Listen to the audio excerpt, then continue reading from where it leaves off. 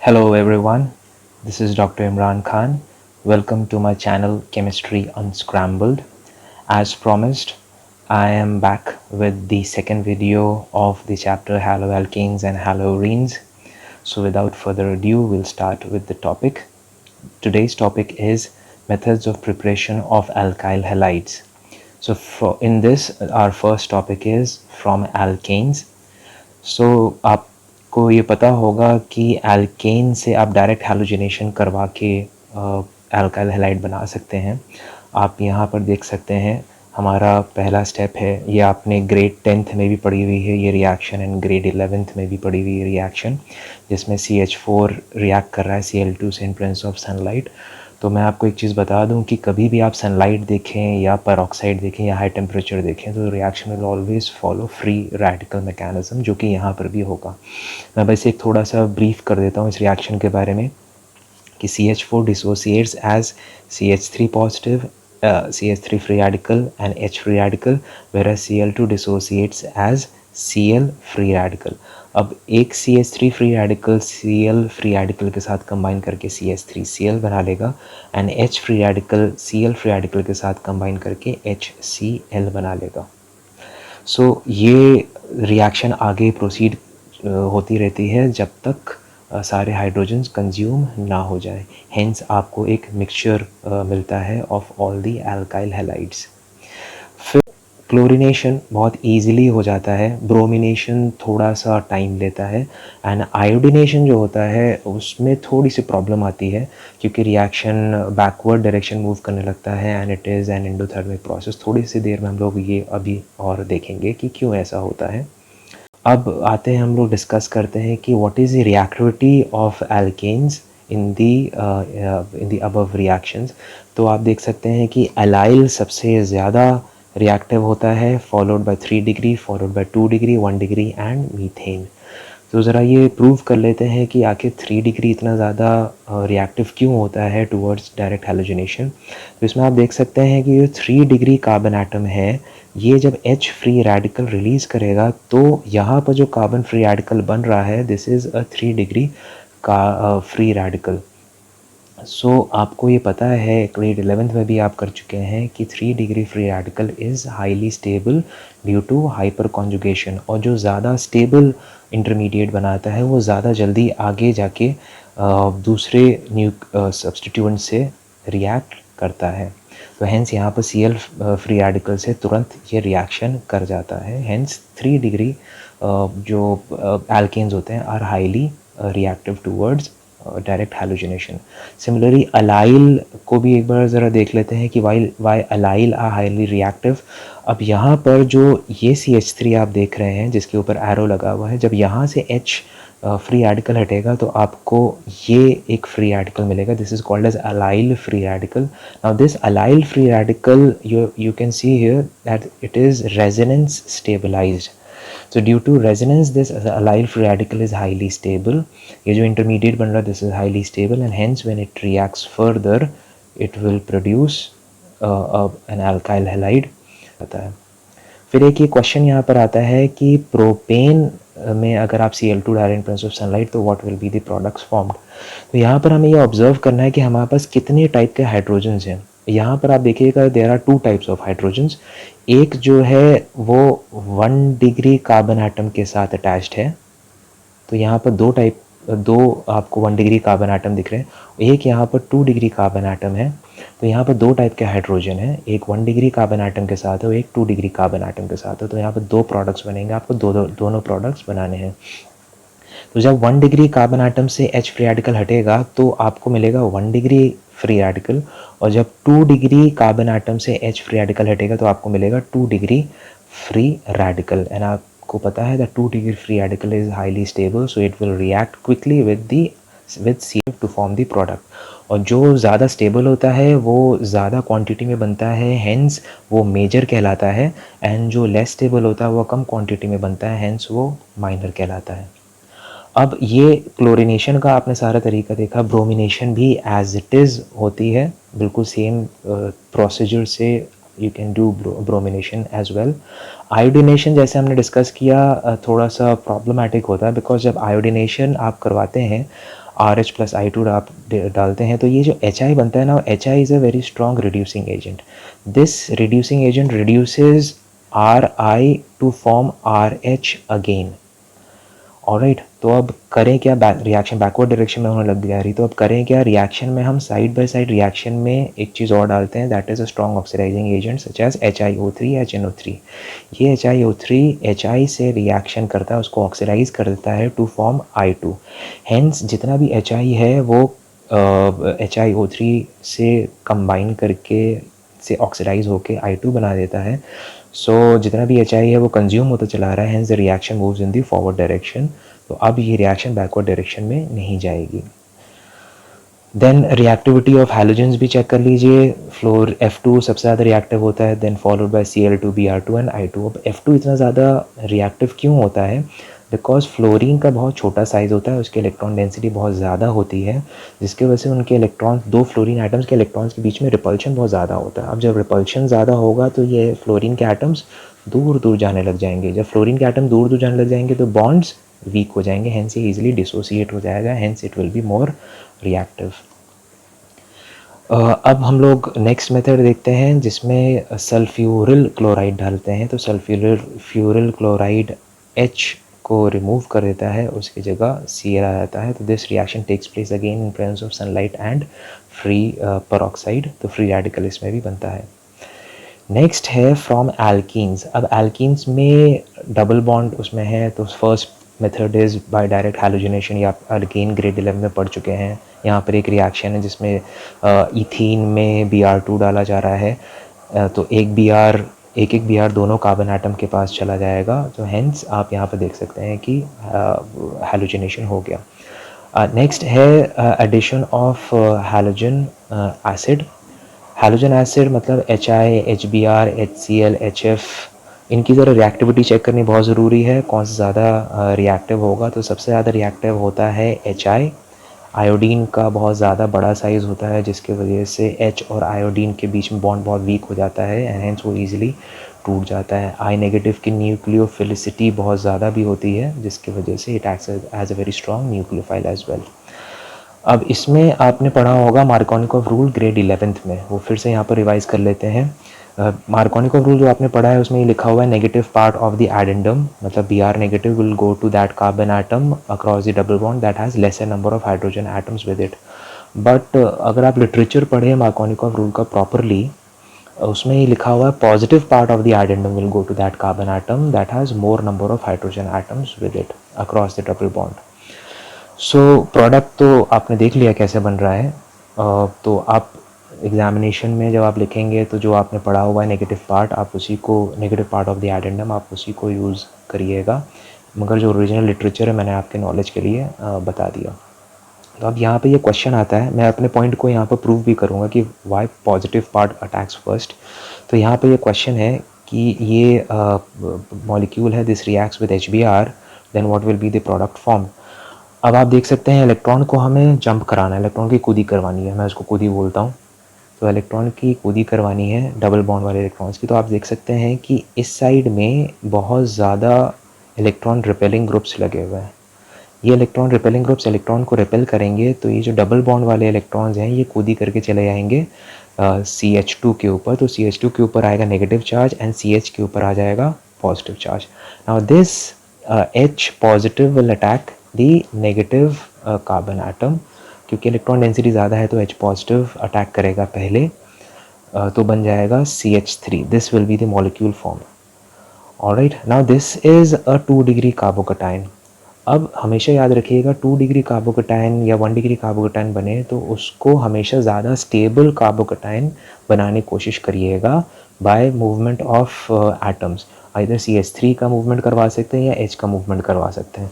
ज़रा हम चेक कर लेते हैं. अगर आप CH3 का मूवमेंट करवाएंगे यहाँ पर, अगर आप CH3 का मूवमेंट करवा रहे हैं तो भी हमें 2 डिग्री फ्री रेडिकल, तो 2 डिग्री कार्बोकटाइन मिलेगा. तो इसका मतलब CH3 का मूवमेंट करवाना विल नॉट बी बेनिफिशियल.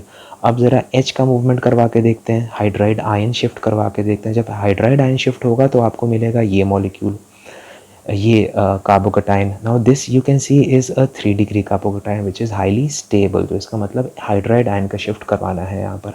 अब Br नेगेटिव इसके ऊपर अटैक करेगा तो आपको ये मॉलिक्यूल मिलेगा। Next is anti Markovnikov rule. इसको पेरोक्साइड इफेक्ट भी बोलते हैं या इसको खराश इफेक्ट भी बोलते हैं। इसमें नेगेटिव पॉजिटिव चार्ज नहीं बनता है, इसमें फ्री रेडिकल बनता है। सो इसमें तभी मैंने पॉजिटिव और नेगेटिव चार्ज नहीं दिखाए हैं। तो जो मार्कोनिकोव का एडिशन होता है उसका जस्ट उल्टा HBr का एडिशन होगा। तो आप देख सकते हैं what is the product formed. Mechanism इसके देख लेते हैं। यहाँ पर हमने यूज़ किया है बेंजोइल पेरोक्साइड। बेंजोइल पेरोक्साइड में पेरोक्साइड लिंकेज पहले डिसोसिएट होगा तो फ्री रेडिकल बनेगा, देख सकते हैं। देन उसमें से CO2 रिलीज़ हो जाएगा तो यहाँ पर फिनाइल फ्री रेडिकल आपको मिलेगा, जिसको हम लोग R से रिप्रेजेंट कर देते हैं just for the sake of it, क्योंकि हमें ज़्यादा बड़ा मॉलिक्यूल बार बार नहीं लिखना है। अब ये R फ्री रेडिकल HBr पे अटैक करेगा तो HBr में भी फ्री रेडिकल बनेगा। फ्री रेडिकल अटैक करा तो फ्री रेडिकल बनाइए। तो HBr will dissociate as H free radical and Br free radical। अब ये H free radical R free radical के ऊपर अटैक करके RH बनाएगा and Br free radical will be released। Now this Br free radical attacks our molecule, this is a given molecule। अब free radical attack कर रहा है, फिर से free radical बनाइए तो ये डबल बॉन्ड टूटेगा, एक इलेक्ट्रॉन CH2 के पास चला जाएगा और एक इलेक्ट्रॉन CH के पास चला जाएगा, आप ये देख सकते हैं। ऑलराइट, तो अब आपके पास दो कंडीशंस आई। एक कंडीशन तब जब Br जो है वो CH फ्री रेडिकल के ऊपर अटैक करे, और एक कंडीशन जब Br है वो CH2 फ्री रेडिकल के ऊपर अटैक करे। दोनों कंडीशन में हम लोग ज़रा चेक करते हैं। अगर Br CH फ्री रेडिकल के ऊपर अटैक करेगा तो आपको ये इंटरमीडिएट मिलेगा, और जब Br CH2 फ्री रेडिकल के ऊपर अटैक करेगा तो आपको ये इंटरमीडिएट मिलेगा। अब इंटरमीडिएट जो ज़्यादा स्टेबल होगा वो आगे रिएक्शन करेगा।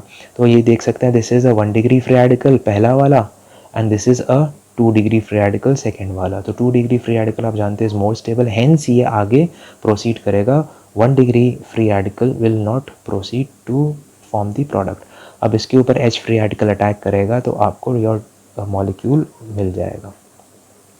और एक चीज़ हमेशा याद रखिएगा, peroxide effect is applied only to HBr, it is not applied to HCl और HI। HCl और HI अगर दिया जा रहा है तो आप नॉर्मल मार्कोनिकोव एडिशन करवाइएगा।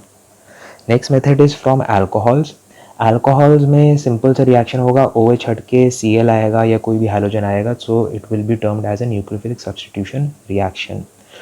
सो सबसे पहला इसमें है from reaction with halogen acid.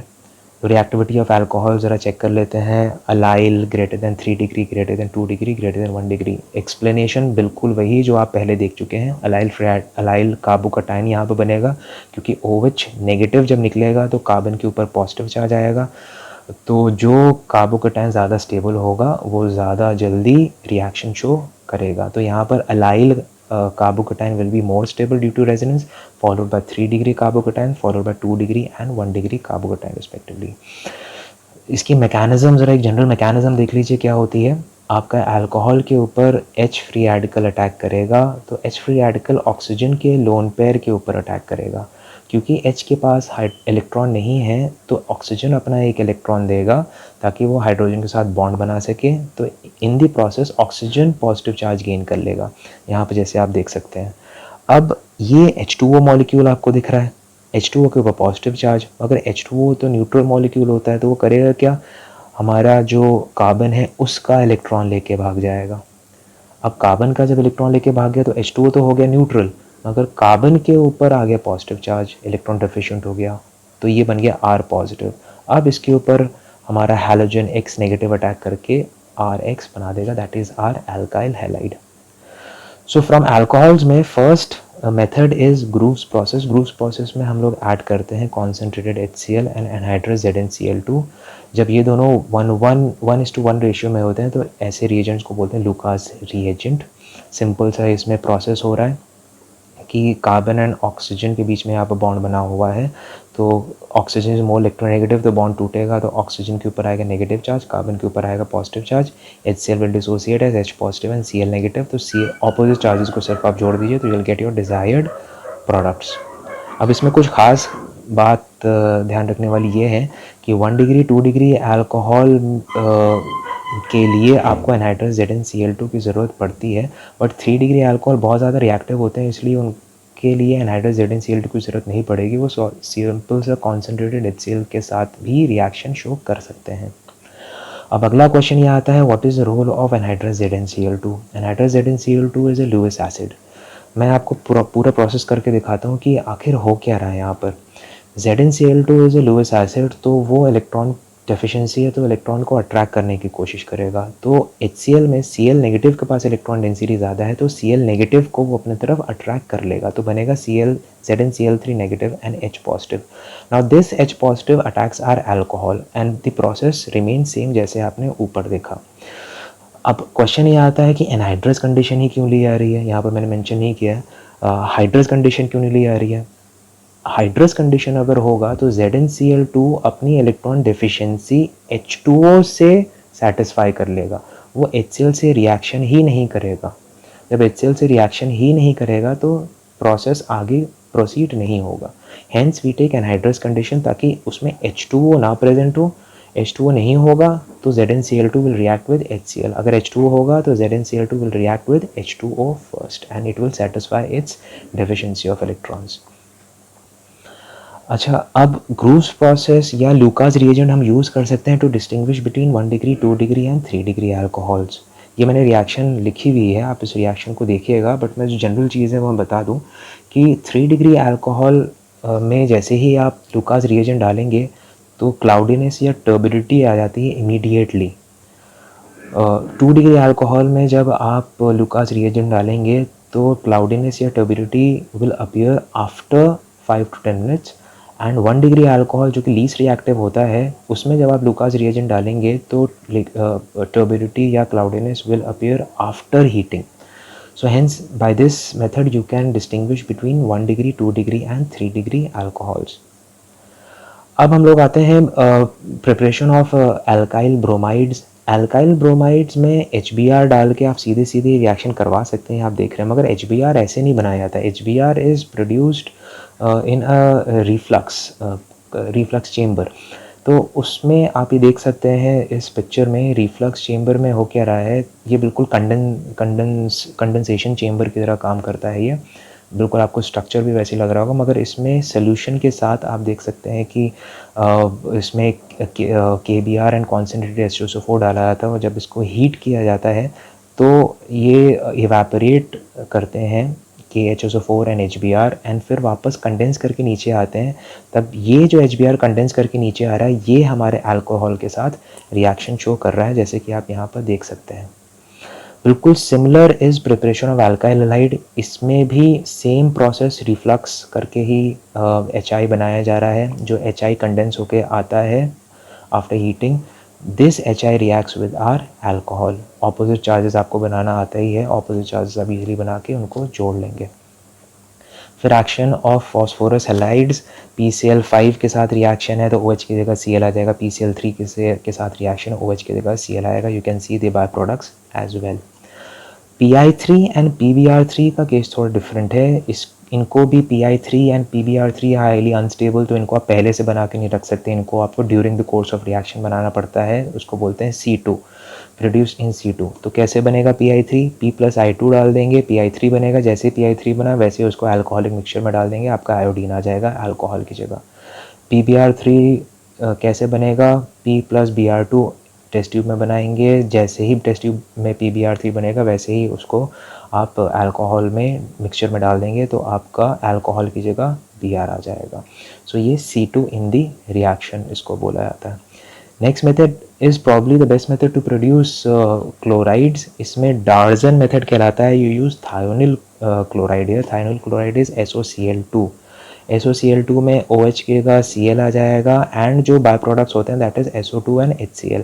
ये बेस्ट मेथड इसलिए बोला जाता है बिकॉज जो बाय प्रोडक्ट्स हैं SO2 एंड HCl वो इवेपोरेट हो जाते हैं, तो आपको सिर्फ और सिर्फ अल्काइल हैलाइड मिल जाता है। ब्रोमाइड्स एंड आयोडाइड्स इस मेथड से आप नहीं बना सकते हैं because thionyl bromide and thionyl iodide highly unstable, hence वो एग्जिस्ट नहीं करते हैं। Next is Hunsdiecker reaction. Hunsdiecker reaction में silver salt of fatty acids लेते हैं। यहाँ पर आप silver salt of fatty acid ले सकते हैं। Br2 in presence of CCl4। अब मैं आपको एक ट्रिक बताता हूँ कि कैसे आप प्रोडक्ट बना सकते हैं। सबसे पहले Ag और एक Br को निकाल दीजिए, फिर CO2 को निकाल दीजिए, एंड फिर एक Br बचा है और एक CH3 बना है, दोनों को जोड़ के आप CH3Br बना लीजिए। So this is Hunsaker reaction. Next is halogen exchange reactions. इसमें सबसे पहला है Finkelstein reaction. Finkelstein reaction is exclusively for iodine. कोई भी अल्काइल हैलाइड लीजिए, सोडियम आयोडाइड डालिए एंड एसीटोन डालिए उसमें। सो ऑपोजिट चार्जेस डेवलप करवाइए एंड बॉन्ड्स को तोड़िए। Opposite charges will attract each other, hence Ri and NaX बन जाएगा। आप देख सकते हैं ऑपोजिट मॉलिक्यूल्स कैसे डिसोसिएट हो रहे हैं। फिर next is Swarts reaction. This is exclusively for fluorine. तो कोई भी अल्काइल हैलाइड लीजिए, इसमें आप 3 रिएजेंट में से कोई भी डाल सकते हैं। Hg2F2 डाल सकते हैं, AgF डाल सकते हैं या SbF3, तीनों में से कोई भी एक डाल सकते हैं। तो सिंपल सा हैलोजन की जगह फ्लोरीन आ जाएगा। और अगर आपने Hg2F2 डाला है तो Hg2X2 बनेगा। अगर आपने AgF डाला है तो AgX बनेगा। अगर आपने SbF3 डाला है तो SbX3 बन जाएगा। So this was all in the methods of preparation of alkyl halides. You need to practice this a lot because जितनी ज़्यादा practice करेंगे उतना ज़्यादा आपको आएगा, because organic chemistry is just like mathematics, you need to practice it a lot. So if you face any problems, कोई अगर question वगैरह आपके सामने आ रहा हो in which you are finding a bit of difficulty, so you can mention it in the comment section. Hope you have liked the video. This is Dr. Imran Khan signing off. Thank you. Thanks a lot.